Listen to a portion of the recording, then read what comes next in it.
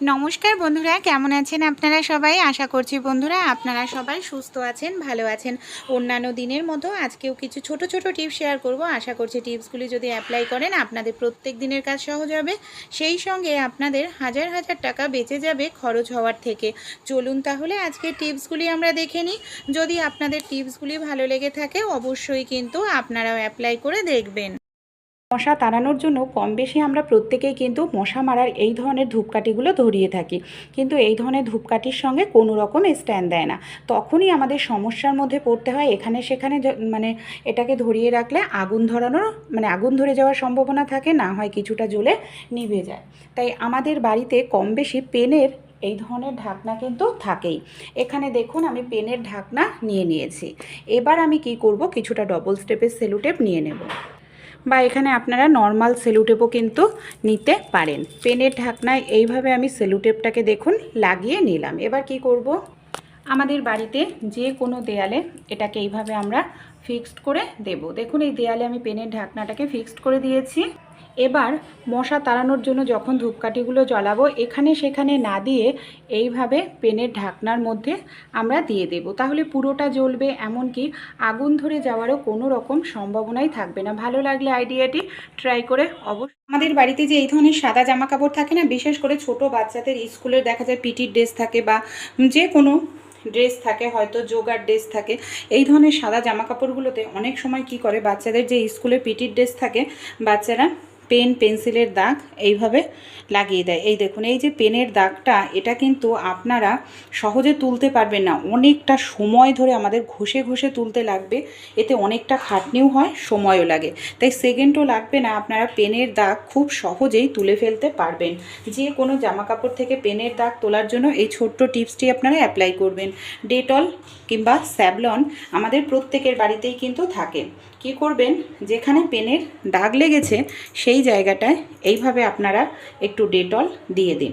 Dettol হোক, Savlon হোক, এই ধরনের অ্যান্টিসেপটিকের মধ্যে এমন কিছু জিনিস থাকে, উপাদান, যেগুলো পেনের দাগ তুলতে ভীষণ সাহায্য করে। এই দেখুন দাগটা কত সহজে এখানে আমার কিন্তু উঠে পরিষ্কার হয়ে যাচ্ছে। আমি শুধু এখানে আঙুল দিয়ে একটুখানি ঘষে নিলাম, এখনও জলের ব্যবহার করিনি। এবার দেখুন একটি পাত্রের মধ্যে আমি জল নিয়ে নিয়েছি। এই দেখুন দেখতে পাচ্ছেন যতটা পেনের দাগ লেগেছিল কত সহজেই উঠে এখানে আমাদের পরিষ্কার হয়ে গেল সেকেন্ডের মধ্যে। আমি দেখাচ্ছি, এই দেখুন আর কিন্তু কোনো রকম পেনের দাগ নেই। তাই ভালো লাগলে টিপসটি ট্রাই করবেন। অনেকেই আছে এই ধরনের কৌটোর তেল ব্যবহার করে থাকি, যে এই ধরনের টিনের কৌটোয় যে নারকেল তেল হয় না, এই নারকেল তেলগুলো ব্যবহার করে থাকি। কিন্তু সমস্যাটা কি হয়, এই ধরনের টিনের যে কৌটোয় নারকেল তেল আমাদের একটি ছিদ্র করে নিতে হয়, কিন্তু ছিদ্রের কোনো ঢাকনা থাকে না। আর এটাকে যদি আমরা খোলা রাখি অনেক সময় পিঁপড়ে ভেতরে ঢুকে যায়, নোংরা ধুলো ময়লা ঢোকে, যেটা আমাদের চুলের জন্য কিন্তু ভীষণ ক্ষতিকর। এই নোংরাগুলো যদি ঢুকে যায়, এরকম যদি সমস্যার মধ্যে পড়েন যে এরকম টিনের কৌটোর তেল ব্যবহার করেন, কিন্তু দেখুন অনেক সময় পেরেক দিয়ে রাখি, পেরেক দিয়ে রাখলেও লোহা, যেহেতু পেরেকে জং লাগলে তেলে জংটা মিশে যাবে, তাই কি করবেন, নিয়ে নেবেন দেশলাই কাঠি। দেশলাই আমাদের প্রত্যেকের বাড়িতেই থাকে। দেশলাই কাঠির যে বারুদের জায়গাটা আছে সেটাকে আপনারা ভেঙে নিন, শুধু কাঠিটা ব্যবহার করবেন। এই দেখুন আমি এখানে শুধু কাঠিটা নিয়েছি, বারুদের অংশটাকে কিন্তু ফেলে দিয়েছি, আর অবশ্যই ফেলে দিতে হবে।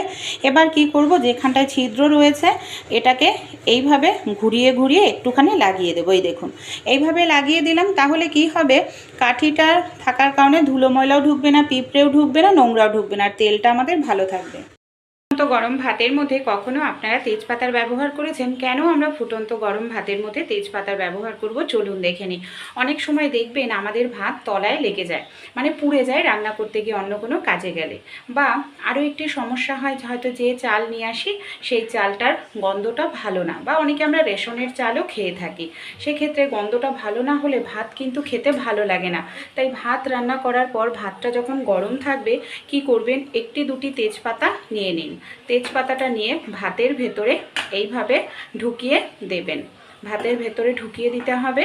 তাহলে ভাত যদি পুড়েও যায় সেই পোড়া গন্ধটা তেজপাতা অ্যাবজর্ব করে নেবে, ভাতের থেকে সুন্দর গন্ধ বের হবে।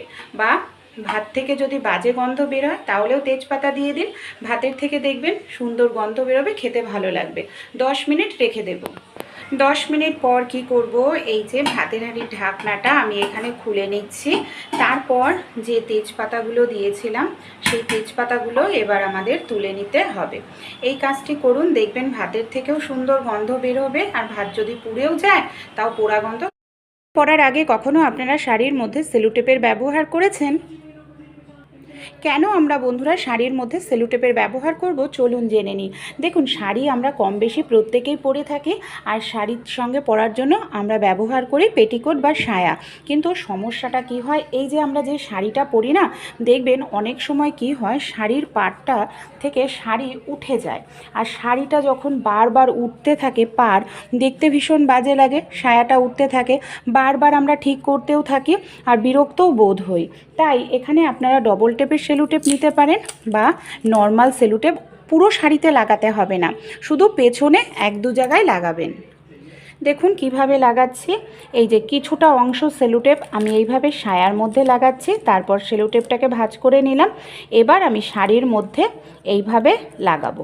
তাহলে কি হবে, এই দেখুন একসঙ্গে আটকে থাকবে শাড়ি আর সায়া। হাঁটাচলা করলেও শাড়ির পাড় আমাদের উঠে যাবে না, সায়াও সবার প্রথমে দেখুন এখানে আমি একটি থালা নিয়ে নিয়েছি। এই ধরনের থালা কিন্তু আমাদের প্রত্যেকের বাড়িতেই থাকে বন্ধুরা। এখানে আমি রুটি তৈরি করা লেচি নিয়ে নিয়েছি। অনেক সময় কি হয়, হাতের কাছে ব্যালন চাকি থাকে না, বা ব্যালন চাকি থাকলেও হয়তো আমরা জল দিয়ে ধুয়ে দিই, ব্যালন চাকি ভেজা থাকে, সেই ব্যালন চাকি দিয়ে রুটি বেলতে অসুবিধা হয়।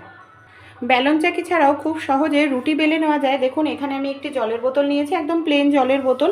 জলের বোতলের ঢাকনাটা নষ্ট হয়ে গেছিলো, তা বেকারি পড়েছিল। এটাই কিন্তু ব্যালন হিসাবে আমরা কাজে লাগাতে পারি।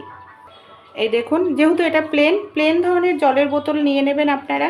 আর এটার সাহায্যেই খুব দ্রুত তাড়াতাড়ি রুটি কিন্তু বেলে নেওয়া যায়। এই দেখুন, আমি কিন্তু রুটিটা আমার অটোমেটিক্যালি একা একাই দেখুন কত সুন্দর গোল ঘুরছে, আর রুটিটা বেলা হয়ে যাচ্ছে। এইভাবে কিন্তু আপনারাও, যদি বাড়িতে একটি বোতল থাকে, বোতলের সাহায্যেই পারফেক্ট রুটি কিন্তু তৈরি হয়ে গেল দেখুন বোতলটার সাহায্যে। তাই ভালো লাগলে অবশ্যই আপনারাও এই ছোট্ট টিপসটি ট্রাই করতে পারেন, হাতের কাছে যদি আপনাদের ব্যালন চাই। নমস্কার, কেমন আছেন আপনারা সবাই? আশা করছি সুস্থ আছেন, ভালো আছেন। আপনাদেরও কি দাঁত মাজতে গেলে এইভাবে দাঁত দিয়ে রক্ত বের হয়? এমনকি আপনাদের দাঁত একেবারে হলুদ হয়ে গেছে, দাঁতে পাথর জমে গেছে, কথা বলতে গেলে মুখ থেকে ভীষণ বাজে দুর্গন্ধ বের হয়। আর এই যে ধীরে ধীরে দাঁত হলুদ হয়ে যায়, তারপরে কিন্তু দেখা যায় দাঁতের মাড়ি নরম হয়ে যায়, দাঁতের মাড়ি যন্ত্রণা করে, ইনফেকশন হয়ে যায়, দাঁতে পোকা ধরে, নানা রকম সমস্যার কিন্তু সূত্রপাত হয়ে যায় দাঁত হলুদ হওয়া, পাথর পড়ার থেকে। তা যখন আমাদের দাঁত হলুদ হয় বা পাথর পড়ে, তখন থেকেই যদি আমরা একটু ট্রিটমেন্ট করি, তাহলে কিন্তু আমাদের দাঁতটাকে আমরা অনেক দিন পর্যন্ত ভালো রাখতে পারি। এমনই একটি ঘরোয়া রেমেডি আপনাদের সঙ্গে শেয়ার করব। দাঁতের পাথর উঠে যাবে, দাঁতে হলুদ ভাব থাকলে সেটা দূর হবে, এমনকি দাঁতের গোড়া থেকে রক্ত পড়লে পায়রিয়ার মতো সমস্যাও দূর হবে। চলুন দেখে নিই। সরিষার তেল আমাদের প্রত্যেকের বাড়িতেই থাকে। সরিষার তেল আমরা রান্নায় ব্যবহার করে থাকি। আগেকার দিনের মা ঠাকুমাদের কাছে গল্প করলে শুনতে পাবেন, তারা কিন্তু দাঁত মাজতেন সরিষার তেল আর নুন দিয়ে। এতে কিন্তু তাদের দাঁত 90 বছর পর্যন্তও একদম দাঁত থাকতো মজবুত আর সাদা ধবধবে। তো এখনকার দিনে আমরা অনেক সময় অল্প বয়সে দেখা যায় দাঁতের গোড়া যন্ত্রণার সমস্যায় ভুগতে থাকি, দাঁত হলুদ হয়ে যায়, কালো হয়ে যায়। তাই ঘরোয়া রেমেডিটি অবশ্যই ট্রাই করুন। 1 চামচ সরিষার তেল নিয়ে নিয়েছি। এখানে আমি ব্যবহার করছি ছোট্ট একটি টুকরো কাঁচা হলুদ। কাঁচা হলুদই নেবেন, কারণ কাঁচা হলুদের মধ্যে কোনো রকম কেমিক্যাল থাকে না। কাঁচা হলুদের গুণটা পুরোপুরি পাওয়া যায়। আমরা যে বাজার থেকে হলুদ কিনে নিয়ে আসি, এতে দেখা যায় নানা রকম জিনিস মেশানো থাকে, কেমিক্যাল থাকে, এতে কিন্তু হলুদের গুণাগুণটা ঠিকমতো পাওয়া যায় না। আর সামান্য পরিমাণ এখানে আমি দিয়ে দিলাম নুন। এবার আমি কি করছি, সরিষার তেল, কাঁচা হলুদ আর নুনটা দিয়ে খুব ভালো করে আমাদের এইভাবে মিশিয়ে নিতে হবে। এই দেখুন, সব উপকরণ দিয়ে খুব ভালো করে মেশানোর পর এবার আমি নিয়ে নিচ্ছি সামান্য পরিমাণ খাবার সোডা। খাবার সোডাটা অবশ্যই ব্যবহার করবেন। খাবার সোডা বলতে যাকে বেকিং সোডা বলে। এটা আমাদের দাঁতের হলুদ ভাব দূর করবে, দাঁতের পাথর থাকলে সেটাকে দূর করবে, দাঁতকে সাদা ধবধবে করতেও সাহায্য করবে। খাবার সোডা আর দিয়েও ভালো করে আমাদের মিশ্রণটাকে মিশিয়ে নিতে হবে। এখানে আমি নিয়ে নিয়েছি 1 টুকরো আদা। আমাদের বাড়িতে যে ছোট গ্রেটার থাকে, ছোট্ট গ্রেটার ব্যবহার করতে হবে। গ্রেটারের মধ্যে আদাটাকে রেখে এইভাবে একদম ভালো করে গ্রেট করে নিতে হবে, যাতে আদার মধ্যে বড় কোনো টুকরো না থাকে। এবার আমরা কি করব, এইভাবে হাতের সাহায্যে চেপে আদার রসটাকে বের করে নেব। এখানে আমার 1 চামচ পরিমাণ মতো আদার রসের প্রয়োজন। আদার রস দাঁত যন্ত্রণা, দাঁতের মাড়ি ফুলে যাওয়ার সমস্যাও দূর করতে ভীষণ সাহায্য করে আদার রস। আদার রস দিয়েও কি করব, খুব ভালো করে আমাদের সব উপকরণ এখানে মিশিয়ে নিতে হবে। এই দেখুন, এইভাবে সব উপকরণ দিয়ে আমি ভালো করে মিশ্রণটাকে মিশিয়ে নিচ্ছি। আপনারা মিশ্রণটাকে এইভাবেও ব্যবহার করতে পারেন। কিন্তু অনেকের যদি হয় যে সরিষার তেল, কাঁচা হলুদের গন্ধ ভালো লাগছে না, সহ্য করতে পারছে না, তারা কি করবেন, সামান্য পরিমাণ টুথপেস্ট, যে টুথপেস্ট আপনারা দিয়ে দাঁত মাজেন সেই টুথপেস্টই ব্যবহার করবেন, বা নর্মাল আপনারা শুধু বললাম প্রথমেই ব্যবহার করতে পারেন। এখানে আমি টুথপেস্টটা সামান্য দিয়ে দিয়েছি, আবার ভালো করে এইভাবে মিশিয়ে নিচ্ছি। মিশ্রণটা এখানে দেখুন পুরোপুরি আমার তৈরি হয়ে গেছে। এইভাবে মিশ্রণটাকে আমাদের তৈরি করে নিতে হবে। যাদের মুখ থেকে কথা বলার সময় বাজে একটি দুর্গন্ধ বেরোয়, তারা কি করবেন, আরেকটি রেমেডি আমি আপনাদের সঙ্গে শেয়ার করছি। এখানে একটি আলু নিয়ে নিয়েছি। আলু আমাদের প্রত্যেকের বাড়িতেই থাকে, আমরা রান্নায় খেয়ে থাকি। কি করব, আলুর খোসাটাকে এখানে আমি ছাড়িয়ে নেব। আমরা যখন রান্নাবাড়ি করি আলুর খোসাটাকে ছাড়িয়ে আমরা ফেলে দিই। আলুর খোসা আপনারা ভুল করেও ফেলবেন না। আলুর খোসাটাকে এখানে আমরা ব্যবহার করব। দেখুন, আলুর খোসাটাকে এখানে আমি ছাড়িয়ে নিয়ে নিচ্ছি। এবার আমরা কি করব, আলুর খোসাটাকে এখানে আমি নিয়ে ভালো করে জল দিয়ে 2 থেকে 3 বার আলুর খোসাটাকে ধুয়ে নেব। কারণ আলুর খোসার মধ্যে প্রচুর পরিমাণে ধুলো, ময়লা, মাটি থাকে, তাই অবশ্যই ধুয়ে নিতে হবে। তারপর একটি পাত্রের মধ্যে জল নিয়ে নিয়েছি। জলের মধ্যে আমি 1 গ্লাস জল দিয়ে দিয়েছি, বা ধুয়ে রাখা আলুর খোসাগুলোকে দিয়ে দিলাম। এখানে আমি নিয়ে নিয়েছি বেশ কিছুটা পরিমাণ বন্ধুরা তুলসী পাতা। তুলসী পাতাও কিন্তু আমাদের মুখের যে নিঃশ্বাসে গন্ধ, কথা বলতে গেলে গন্ধ, সেটা দূর করতে সাহায্য করে। এবার এই পাত্রটাকে আমি 2 থেকে 3 মিনিট জলটাকে ফুটিয়ে নেব। গ্যাসে বা ইন্ডাকশন ওভেনে আপনারা এইভাবে পাত্রটাকে বসিয়ে দিয়ে তারপর 2 থেকে 3 মিনিট ফুটিয়ে নিন। দেখবেন জলের কালার চেঞ্জ হয়ে যাবে, আর জলের থেকে তুলসী পাতা, আলুর একটা গন্ধ বের হতে থাকবে। এবার আমরা কি করব, এটাকে নামিয়ে নিয়েছি, ছাঁকনি নিয়ে নেব। ছাঁকনির সাহায্যে ছেঁকে একটি গ্লাসের মধ্যে এইভাবে নিয়ে নিচ্ছি। এখানে আমার দুটো মিশ্রণই রেডি হয়ে গেল। কোনটা আমরা কিভাবে ব্যবহার করব যাতে আমাদের দাঁত, হলুদ দাঁত, কালো হয়ে যাওয়া দাঁত সাদা ধবধবে হয়, এমনকি দাঁতের যে পাথর জমে সেটাও দূর হবে, আর মুখ থেকে বাজে যে গন্ধ বেরোয় সেটাও কিন্তু থাকবে না। এখানে দেখুন আমি নিয়ে নিয়েছি ব্রাশের মধ্যে মিশ্রণটাকে এইভাবে লাগিয়ে নিচ্ছি। তারপর ধীরে ধীরে আমাদের এইভাবে দাঁতটাকে ব্রাশ করতে হবে। এইভাবে আপনারা কিছুটা সময় নিয়ে এইভাবে ধীরে ধীরে দাঁতটাকে আমাদের মাজতে হবে। 3 থেকে 4 দিন 2 বার করে আপনারা এটাকে ব্যবহার করুন। দেখবেন দাঁত হলদে ভাব দূর হয়ে গেছে। পাথর জমে থাকলেও সেটা দূর হয়ে যাবে। দাঁত এরকম সাদা ধবধবে চকচকে হয়ে যাবে। যাদের মুখ থেকে কথা বলতে গেলে গন্ধ বের হয়, নিঃশ্বাসে গন্ধ, এই যে জলটা আমরা রেডি করে নিয়েছি, এটা দিয়ে কি করব, কুলিকুচি করব। তাহলে মুখ থেকে যে কথা বলতে গেলে দুর্গন্ধ বের হয় সেটাও দূর হয়ে যাবে। অবশ্যই একবার আপনারা ঘরে এই রেমেডিটি তৈরি করে ব্যবহার করুন। সাদা ধবধবে হবে আপনাদের দাঁত, হলুদ দাঁত দূর হবে, দাঁতের পাথর জমা দূর হবে, দাঁত দিয়ে যদি রক্ত বের হয়, পায়রিয়ার মতো সমস্যাও কিন্তু দূর হয়ে যাবে এই ঘরোয়া রেমেডিটি একবার ব্যবহার করলে। আশা করছি 100% রেজাল্ট আপনারা পাবেন। অবশ্যই ট্রাই করে দেখবেন। সুতো দিয়ে আমরা কম বেশি প্রত্যেকেই কিন্তু সেলাই করে থাকি বন্ধুরা। অনেক সময় দেখবেন সূচের মধ্যে সুতো পরাতে গেলে আমাদের যাদের চোখে সমস্যা, অনেকটা সময় লেগে যায় আর আমরা বিরক্তও বোধ করি। তাই হাতের কাছে যদি একটি পেন থাকে বন্ধুরা, এটার সাহায্যে খুব সহজেই সূচের মধ্যে সুতো পরিয়ে নিতে পারবেন। পেনের কালি শেষ হয়ে গেলে এই ধরনের পেনগুলোকে আমরা কোনো কাজেই আর ব্যবহার করি না। তাই এই ধরনের পেনের সাহায্যেই কিন্তু সূচে সুতো পরিয়ে নিতে পারি খুব সহজে। এর জন্য ছোট্ট আরেকটি কাজ আমাদের করতে হবে। আমাদের বাড়িতে যে তামার তার থাকে, ইলেকট্রিক তারের থেকে এখানে দেখুন আমি তামার তার বের করে নিচ্ছি। এই দেখুন তামার তারটা আমি এখানে বের করে নিয়েছি, আর এইভাবেই তামার তার আমাদের নিয়ে নিতে লাগবে। তামার তার মজবুত হয়, সহজে নষ্টও হবে না। এবার আমাদের যে পেনটা আমরা নিয়েছি, পেনটার কি করব, মুখের মধ্যে তামার তারটাকে আমি বেশ কিছুটা অংশ এইভাবে ঢুকিয়ে দেব। এই দেখুন বেশ কিছুটা অংশ এখানে তামার তার ঢুকিয়ে দিলাম। এবার আমি কি করছি, এই যে মাথার দিকটায় সেলো টেপটাকে খুব ভালো করে এখানে আমি এইভাবে লাগিয়ে দিলাম, যাতে তামার তারটা কোনোভাবেই পেনের ভেতর থেকে না বেরাতে পারে আর যাতে না খুলে যায়। এবার আমরা সূচে কিভাবে সুতো পরাবো, সবার প্রথমে আমাদের যে সুচটা আছে সেই সুচটার মধ্যে আমাদের কি করতে হবে, তামার যে তারটা আছে না, সেই তামার তারটাকে ঢুকিয়ে দিতে হবে। এই দেখুন এইভাবে, এই দেখুন সুচটাকে আমি তামার তারের মধ্যে ঢুকিয়ে নিয়েছি। এবার যে সুতোটা আমি পরাতে চাই সেই সুতোটাকে কি করব, তামার তারের মধ্যে এইভাবে ঢুকিয়ে নেব আর এক সাইড দিয়ে বের করে নেব। এবার আমি সুচটাকেও বের করে নেব। ব্যাস হয়ে গেল সূচে সুতো পরানো। আপনারা এরকমভাবে তৈরি করে ঢাকনা দিয়ে ঢেকে রেখে দিন। পেনটাকে যখন প্রয়োজন তখনই আপনারা এই পেনের সাহায্যে খুব সহজেই সূচে সুতো পরিয়ে নিতে পারবেন। সুতো পরাতে আর কোনো আমাদের বাড়িতে যে এই ধরনের চাবির রিংগুলো থাকে না, যখন আমরা চাবির রিংয়ের মধ্যে চাবি ঢোকাতে যাই খুবই কষ্ট করতে হয়। দেখা যায় চাবির রিংটা ভীষণ টাইট থাকে, টানাটানি করতে লাগে, সহজে নখ দিয়ে করলেও নখ ব্যথা হয়ে যায়। তাই কীভাবে খুব সহজেই ঢুকিয়ে নেবেন। পয়সা আমাদের কম বেশি প্রত্যেকের বাড়িতেই থাকে। এখানে দেখুন আমি একটি কয়েন নিয়ে নিয়েছি।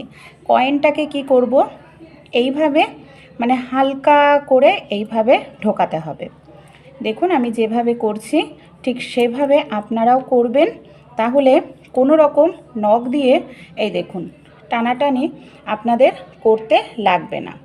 কত সহজেই দেখুন ফাঁকা হয়ে যাচ্ছে, দেখতে পাচ্ছেন। এবার এই যে ফাঁকা হয়ে গেছে, এখানে আমরা চাবিটাকে ঢুকিয়ে দিতে পারবো। এই দেখুন আমি চাবিটাকে ঢুকিয়ে নিয়েছি। এবার আমরা পয়সাটাকে বের করে নিলাম। দেখুন কত সহজেই নতুন চাবির রিংয়ে চাবি ঢুকিয়ে নিতে পারলাম, নখ ব্যবহার করতে লাগলো। তো আপনারা চশমাতে এইভাবে নারকেল তেলের ব্যবহার করেছেন, কেন আমরা চশমার মধ্যে নারকেল তেল দেব বন্ধুরা? আর চশমাতে নারকেল তেল দিলে কি হবে চলুন দেখে নিই। আমরা প্রত্যেক দিন কম বেশি এই ধরনের চশমা ব্যবহার করে থাকি। অনেক সময় কি হয়, এই যে এই ধরনের চশমাগুলো পরলে রাস্তাঘাটে গেলে কি হয়, চশমাতে ধুলো ময়লা লাগে, চশমার কাঁচটা নষ্ট হয়ে যায় অল্প দিনের মধ্যেই। তাই ছোট্ট একটি টিপস অ্যাপ্লাই করতে পারেন বন্ধুরা, এতে আপনাদের চশমার কাঁচ অনেক দিন ভালো থাকবে, নষ্ট হবে না। এখানে দেখুন আমি নিয়ে নিচ্ছি সামান্য পরিমাণে একটু নারকেল তেল। এই যে নারকেল তেল নিয়ে চশমাতে খুব ভালো করে এইভাবে একটু লাগিয়ে নেব। নারকেল তেলটা আলতো করে আঙুলের সাহায্যেই লাগাবেন, নখ যেন না লাগে সেটা খেয়াল রাখতে হবে। নারকেল তেলটা খুব ভালো করে লাগিয়ে নেওয়ার পর কোনো পরিষ্কার সুতির কাপড় না হয় কোনো পরিষ্কার গেঞ্জির কাপড় দিয়ে মুছে নিন। চশমাতে যত ধুলো নোংরা ময়লা আছে সব উঠে যাবে, চশমার কাঁচ একেবারে নতুনের মতো চকচকে থাকবে, অনেক দিন ব্যবহার করতে পারবেন। কিছুদিন পর পর চশমার কাঁচ চেঞ্জ করতে হবে না, অনেকটা টাকা পয়সা বেঁচে যাবে আপনাদের। ভালো লাগলে টিপসটি ট্রাই করে টিপসগুলি যদি ভালো লেগে থাকে অবশ্যই বন্ধুরা আপনারাও অ্যাপ্লাই করবেন। আপনাদের বন্ধু বান্ধবদের সঙ্গেও এই ছোট ছোট টিপসগুলি শেয়ার করতে ভুলবেন। এরকম ব্যথা ছাড়াই আপনাদের হাতে, পায়ের, মুখের, এমনকি শরীরের যে কোনো জায়গার অবাঞ্ছিত লোম সহজেই আপনারা পরিষ্কার করে ফেলতে পারবেন। লোম আমাদের শরীরে প্রত্যেকেরই থাকে। অনেক সময় দেখা যায় আমাদের অনেকেরই হাতে, পায়ে, মুখে, গালের সাইডে দাড়ি গোপের মতো প্রচণ্ড পরিমাণে লোম থাকে, যেটা ভীষণ বাজে লাগে দেখতে। আর এই লোমগুলো তুলতে আমরা হাজার হাজার টাকা পার্লারে গিয়ে খরচা করি। আজকে এমন একটি রেমেডি আপনাদের সঙ্গে শেয়ার করব, খুব সহজেই আপনারা আপনাদের শরীরের যে কোনো জায়গার অবাঞ্ছিত লোম তুলে ফেলতে পারবেন। লোম তো উঠবে কিন্তু সেই জায়গায় কোনো রকম কালো দাগ হবে না, এমনকি ব্রণও উঠবে না। কারণ কেমিক্যালযুক্ত জিনিস ব্যবহার করলে লোম উঠে যায়, কিন্তু দেখা যায় সেই জায়গাটা ধীরে ধীরে কালো হয়ে যায়, কারণ অতিরিক্ত কেমিক্যালের কারণে সেই জায়গাটা পুড়িয়ে দেয়। এখানে আমি নিয়ে নিয়েছি চিনি। চিনি আমাদের প্রত্যেকের বাড়িতেই কিন্তু থাকে বন্ধুরা। চিনির সঙ্গে একটি দুটি জিনিস আমরা যদি সঠিকভাবে মিশিয়ে নিতে পারি, আমাদের শরীরের যে কোনো জায়গার অবাঞ্ছিত লোম সহজেই তুলে ফেলতে পারবো।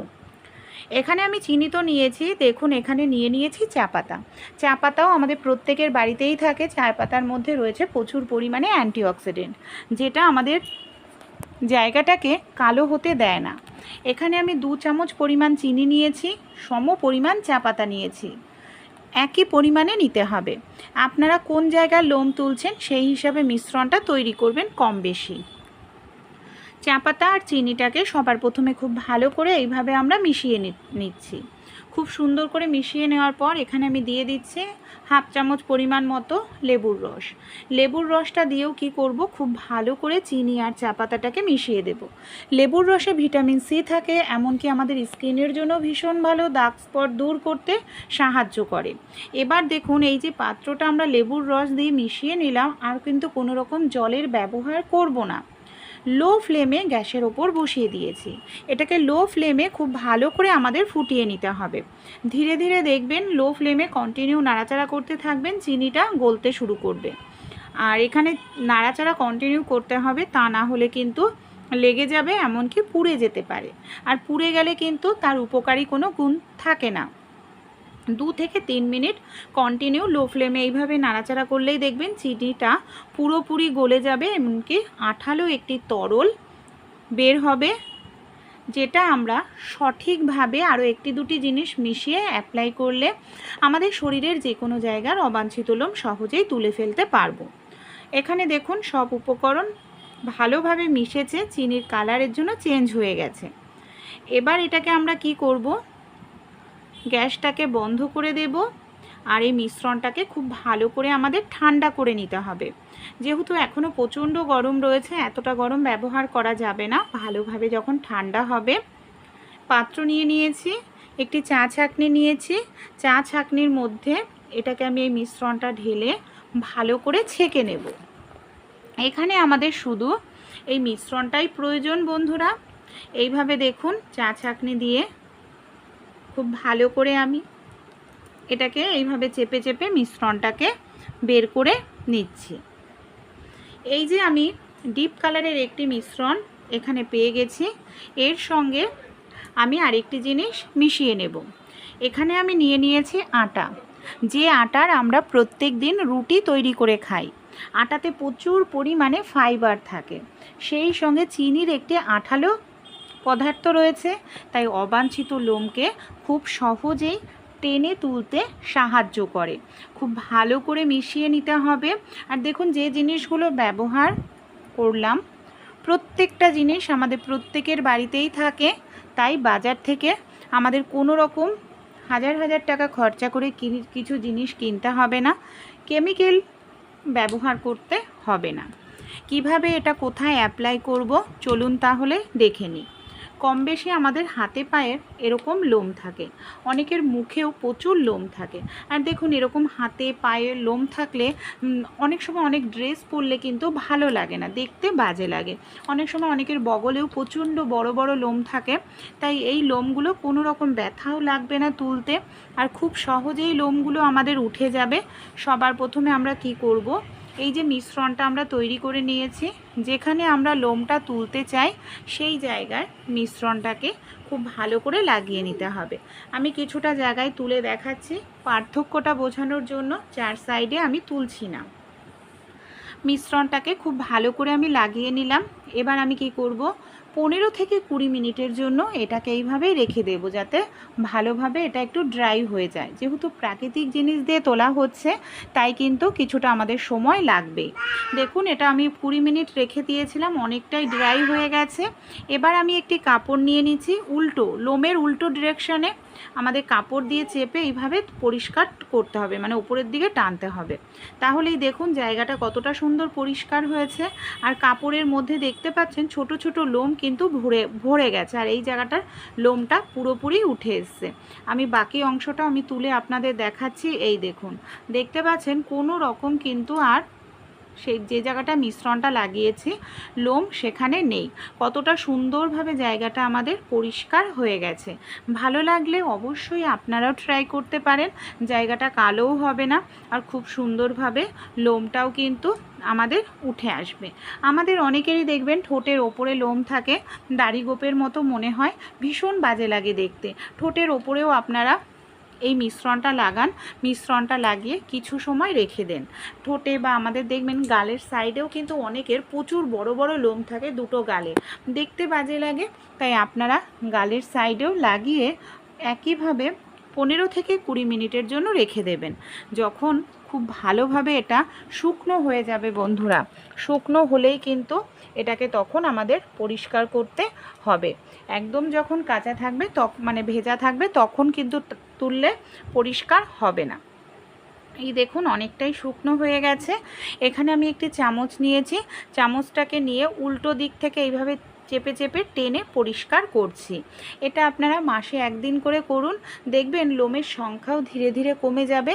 এমনকি পার্লারে গিয়ে আপনাদের অনেকটা টাকা পয়সাও খরচ করতে হবে না বন্ধুরা। তাই এই ঘরোয়া পদ্ধতিটি অ্যাপ্লাই অবশ্যই করুন, খুব ভালো কিন্তু রেজাল্ট পাবেন। তারপর ভালো রেজাল্ট পেলে আপনাদের বন্ধুবান্ধবদের সঙ্গেও শেয়ার করবেন, কারণ ঘরোয়া উপায়ে সহজেই এভাবে কিন্তু লোম তোলা যায়, কোনো রকম ব্যথাও লাগে না। আর রেজার দিয়ে আমরা অনেকে লোম তুললে লোমগুলো দেখবেন মোটা মোটা হয়, আরও দ্রুত তাড়াতাড়ি লোম আমাদের গজিয়ে যায়। তাই ভিডিওটি যদি উপকার হয় বেশি বেশি করে শেয়ার করবেন।